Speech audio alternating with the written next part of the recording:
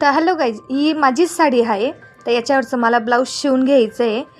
शिवून तर नाही दाखवणार, पण शिवलेलं कसं आहे ते तुम्हाला दाखवेल. तर त्याच्या अगोदर मी इडलीचं पीठ उरलेलं होतं. इडली तर काही कोणाला आवडत नाही, तर उत्तप्पा कसा बनवायचा ते बनवते इथे. तर कांदा वगैरे चिरून घेतला, शिमला मिरची, टोमॅटो असेल टोमॅटो, पण माझ्याकडे शिमला मिरची आणि कांदेच होते.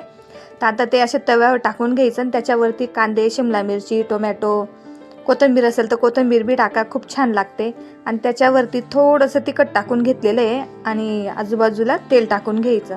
एका साईडने छान असं भाजून घ्यायचं आहे, इथे बघू शकता या पद्धतीने. आणि छान पलटून घ्यायचं आहे 5 मिनटं, परत एका बाजूने पण शेकून घ्यायचं आहे. छान असे रेडी करून घ्यायचे. तिथे बघू शकता खूप छान असे झालेले आहेत आणि खायला पण खूप छान लागतात. ते माझ्या मुलांना तर खूप आवडले, मलाही तसेच आवडतात ते. तर इथे बघू शकता इडलीपेक्षा हे त्यांना खूप आवडतं. आता इथे माझ्या मुलीला देते, आवडतं की नाही तिला सांगते मी आता.